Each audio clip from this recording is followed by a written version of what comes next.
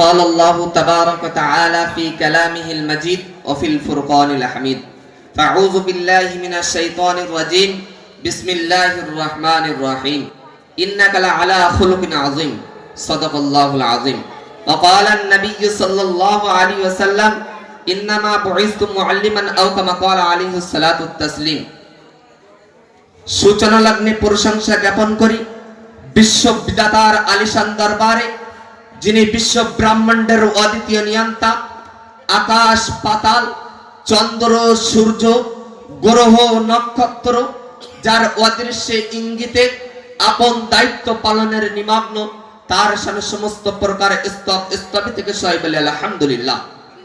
পরের পর্যায়ে নিখিল বিশ্বের অনুপম সৃষ্টি, নূর নবী পূর্ণের ছবি, মা আমিনার দুলাল নবীগণের শিরোমণি, উভয় জগতের কান্ডারি হুজুর পাক সাল্লাল্লাহু আলাইহি ওয়াসাল্লাম এর দরবারে লক্ষ কোটি দরুদ ও সালাম ঝর্ণা বইয়ে দিয়ে সবাই বলে সাল্লাল্লাহু আলাইহি ওয়াসাল্লাম।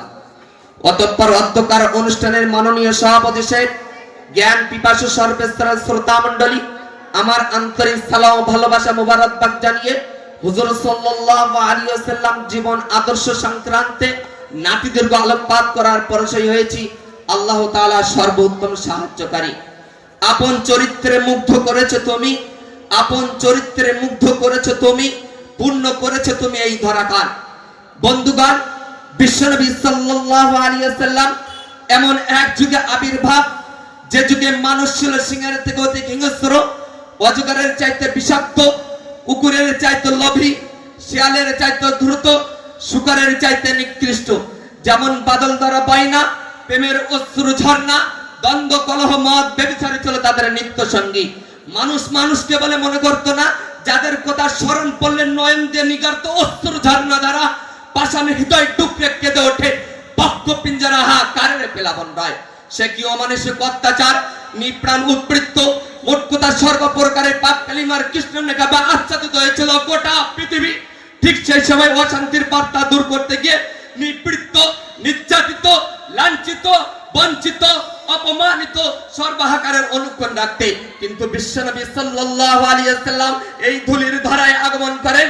সুতরাং বিশ্বনবী সাল্লাল্লাহু আলাইহি ওয়াসাল্লাম এর 63 বছর জীবন দর্শে যে অনুপম আদর্শ থিওরি মানুষ সমাজকে উপহার দিয়েছেন, তা কোনো হিন্দু মুসলমান, ইহুদি খ্রিস্টান, শিখ পারসিক, রাখাল কৃষক, ধনী গরিব, ফকির দরবেশ, ছাত্র শিক্ষক, শ্রমিক মালিক, মোট কথা সকলের সর্বযুগের সর্বশ্রেণীর জন্য প্রযোজ্য।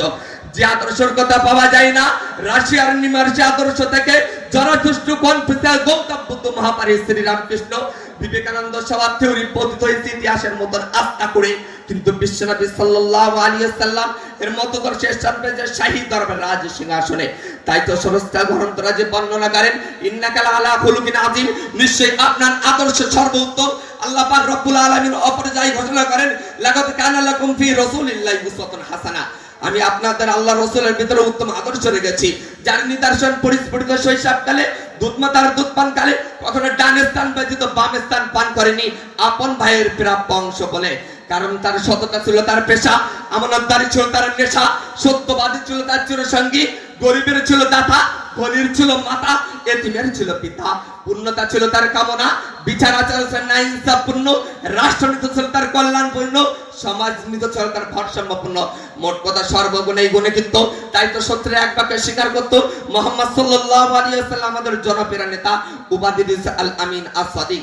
একটি হাদিসের মধ্যে স্পষ্ট উল্লেখ পাওয়া যায়, হযরত খাদিজাতুল কুবরা রাদিয়াল্লাহু তাআলা আনহা উপায় দান করেন যে আল্লাহ আপনার কোনোদিন ক্ষতি চান না, কারণ আপনি সদা সর্বদা আত্মীয়তার বন্ধন অটুট রাখেন, গরিব দুস্থ ব্যক্তির সহযোগিতা করেন, এতিম অসহায়ের প্রতি ভরণ পোষণ করেন। সুতরাং আল্লাহ আপনার কোনোদিন ক্ষতি প্রবৃত্ত নয়। প্রিয় শ্রোতা মণ্ডলী, উক্ত হাদিস দ্বারা দিবালের স্পষ্ট হয়েছে তিনি ছিলেন সর্বপ্রকার আদর্শের উত্তাসের ন্যায় চরম শীর্ষে। তাই তো তার আদর্শের পরিলক্ষণ দেখা যায় তায়েফের জমিনে। নিষ্ঠুর পাষণ্ড তায়েফবাসী বিশ্বনবী দিনের দাওয়াত তো গ্রহণ করেনি, উপরন্ত বিশ্বনবীকে পাথর ও কাদর মেরে কত বিখ্যাত করে দেয়। আল্লাহর আরশকে বটে ফেরেশতাদেরকে প্রেরণ করেন হুজুর সাল্লাল্লাহু আলাইহি ওয়াসাল্লামের কাছে। ফেরেশতারা আরজ করেন হুজুর আপনি অনুমতি প্রদান করলে এই তায়েফবাসীকে উহুদ পাহাড় চাপা দিয়ে নিঃশেষ করে দেব। পবিত্র হুজুর বলেন আমি তো জগৎবাসীর জন্য রহমতের আধার, আমি কার কর্ণে বার্তা পৌঁছাবো? There is a no great আল্লাহর মুহাম্মদ সাল্লাল্লাহু আলাইহি ওয়াসাল্লাম is the messenger of him. বিচার ব্যবস্থার দিক দিয়ে তিনি ছিলেন পৃথিবীর অন্যতম চরিত্রের অধিকারী। এর প্রসঙ্গে আনাস রাদিয়াল্লাহু তাআলা বলেন, আমি 10 বছর নবী করিম সাল্লাল্লাহু আলাইহি ওয়াসাল্লামের খেদমত করেছি, কিন্তু কখনো বিরক্ত স্বরে উফ শব্দটি পর্যন্ত করিনি। প্রতিবেশীর প্রতি সম্পর্কে তিনি অসাধারণ আকর্ষণ দেখিয়েছেন।